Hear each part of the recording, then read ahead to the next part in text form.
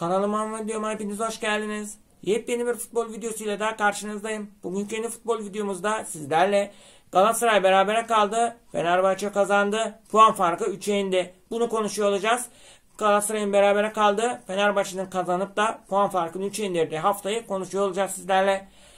Evet, bugün Galatasaray'ların mutsuz, Fenerbahçelerin mutlu olduğu haftayı konuşacağız. Videoma geçmeden önce bana destek için kanalıma abone olup videoma like veya dislike atıp yorum atar bildirim zilini de açarsanız sevinirim arkadaşlar. Diyelim, lafı çok da uzatmadan videomuza geçelim. Evet, Galatasaray'ın Eyüp'le 2-2 berabere kalması, Fenerbahçe'nin Antep'i 4-1 yenmesinden sonra aldığı muhteşem galibiyetle puan farkını 3'e indirmesi. Evet, Galatasaraylılar tedirgin mi? Tedirgin olmaya başladılar. Çünkü yaptıkları yayınlarda, yaptıkları yorumlarda bunları görmekteyiz. Bir sonraki haftada Sivas deplasmanına gidecek olması, soğuk bir Sivas deplasmanının olmasıyla birlikte eğer buradan da puan kaybedersek Fenerbahçe de Beşiktaş'a gidiyor. Zaten Beşiktaş'ın durumu belli. Zaten Beşiktaş batmış durumda. Fenerbahçe için çok da zorlu bir maç olmaz. Fenerbahçe bu maçı zaten Antep maçını kazanmasından dolayı aldığı bir moral, Galatasaray aralarındaki puan farkının 3'e inmesinden dolayı almış olduğu bir moral verken ve Oğuz Aydın gibi bir oyuncularının da muhteşem son haftalarda oyuna girdikten sonra gösterdiği muhteşem performanslardan sonra Fenerbahçe'nin Beşiktaş'ı rahat bir şekilde yeneceğini düşünüyorlar. Kendileri için de soğuk bir Sivas deplasmanından zorla geçeceğini düşünüyorlar. Eğer ki Sivas'a da tökezleyip orada da bir puan kaybı yaşarlarsa berabere kaldıkları takdirde aralarındaki puan farkı azalacak. Yenilirse Galatasaray Sivas'ı yenilir. Galatasaray Sivas'ı yenilir. Fenerbahçe Beşiktaş'ı yenerse aralarındaki 3 puanlık puan farkı sıfıra inmiş olacak. Beraberlik Galatasaray'ın berabere kaldığı, Fener'in kazandığı durumda ise puan farkı arkadaşlar 1'e inmiş olacak. Bu da Galatasaraylıları daha da tedirgin etmiş olacak. Morallerini bozmuş olacak. Eyüp'ü oynadıkları Galatasaray maçında oynadıkları oyundan dolayı, verdikleri mücadeleden dolayı tebrik etmek istiyorum. Bir Beşiktaş olarak tebrik ediyorum. 3 oyuncuların Eyüp'ün 3 oyuncusu ön plana çıkmış oldu Galatasaray maçında. Berke, Caner ve Tayfur Bingöl gerçekten oynadıkları performanslarla öne çıktılar. Hele ki Berke muhteşem kurtarışlar yaptı. Zaten bu oyunundan sonra da Galatasaraylar şunu dedi: Berke Fenerbahçe'ye göz kırptı. Aynısı için Caner için dediler. Caner Fenerbahçe'ye göz kırptı dediler arkadaşlar. Zaten Caner'in Fenerbahçe'ye gideceği söyleniliyordu. Fenerbahçe'nin Caner'i isteyeceği, Fenerbahçe'nin Caner'i transfer etmek istediği yönünde haberler vardı. Ne kadar gerçek, ne kadar doğru bilmiyorum ama Galatasaray maçındaki iyi oyunundan sonra belki de Fenerbahçeliler Caner'e daha da ilgi duyacaklardır diye düşünüyorum arkadaşlar. Galatasaray da güzel oynadı. Galatasaray, yani istatistiklere baktığımızda Galatasaray'ın Eyüp'ü ezdiği zaten ortada. Eyüp'e karşı güzel oynadılar, etkili oynadılar ama bir türlü Berke'yi geçip de golü atıp da galibiyeti alamadılar. Galip gelselerdi çok önemli olacaktı. Aslında Eyüp'ün bu maçı kaybetmemesinin önemli sebeplerinden biri de eski futbolcuları Arda Turan'ın bu takımda hoca olması, maçı Galatasaray'a satacak olmasının satacak olduğunu söylentilerinin olması, yine Eyüp'ün başkanının da eski bir Galatasaray taraftarı olması, fanatik bir Galatasaraylı olması, onun da yani Eyüp başkanı Galatasaraylı olduğu için maçı satacak söylemlerinin olmasından sonra bunların da evet, Eyüp Başkanı hem Eyüp Başkanı'nın hem de Eyüp Teknik Direktörü'nün maçı satmayacağını göstermiş oldu bu beraberlikle. Hakemin maçı yönetmediğini söyleyen Galatasaray Başkanı var. Galatasaraylılar maçın hakeminin maçı yönetmediğini söylüyorlar. Kendilerine yine bir komplo, bir oyun yapıldığını söylüyorlar. Yapının Galatasaray'ın maçı kazanmasını istemediğini söylediler ama öyle bir şey yoktu maçta. Penaltılarınız penaltı değildi. Davinson Sanchez'in maç içerisinde kırmızı kart görmesi gerekirken kırmızı kart görmemesi. Oyuncularınızın çok şiddetli bir şekilde hakemin itirazları ve bu şiddetli itirazların sonrasında kırmızı kart veya sarı kart görmemeleri. Bazı itirazlar çok ağırdı. Kırmızı kart görmeyi hak ediyordu. Bazı itirazlar biraz daha hafif şiddetliydi. Sarı kart görmesi gereken futbolcularınız vardı. Görmedi.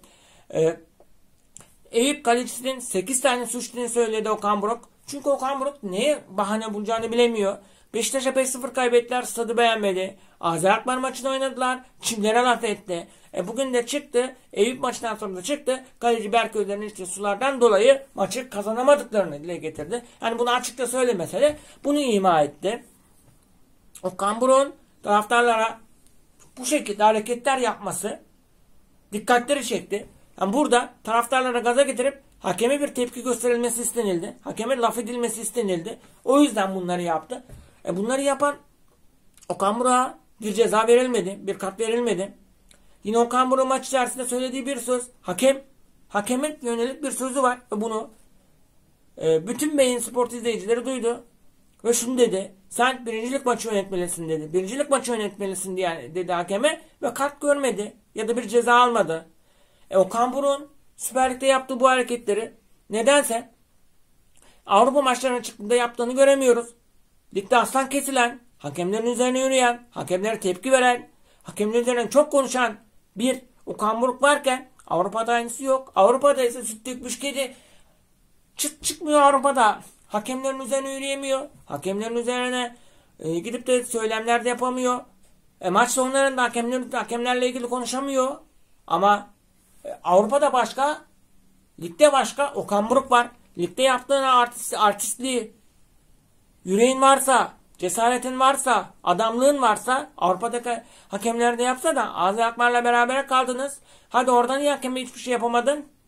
Çünkü orada tırstın. Orada en ufak yaptığın bir hareket cezalandırılıyordu. Ama Süper Lig'de yaptığın hareketler cezalandırılması gerekirken, bırak ceza alması gerekiyor demiyorum. Cezalar alması gereken Okan Buruk'un hiç ceza almamasından sonra elini kolunu sallayarak istediği gibi davranmasına sebebiyet veriyor. Hani Galatasaraylılar artık alışmış. Biz maç kaybetmeyiz. Biz maç kaybettiriliriz. Biz hep kendimiz kazanırız ama maç kaybettiğimiz zaman da kaybettiriliriz diye düşünüyorlar. Bu düşünceyi Galatasaraylıların üzerine kim verdiyse asıl suçlu, asıl sorumlu onlar. Yani Galatasaray maç kaybetti. Yani oynadınız. Evet güzel oynadınız. İstatistikler Eyüp'ü izlediğinizi gösteriyor. Atsaydınız. Hani atsaydık Eyüp'ü 5 atardık, 6 atardık, bilmem kaç atardık, şu kadar atardık, bu kadar atardık diyorsunuz da atsaydınız.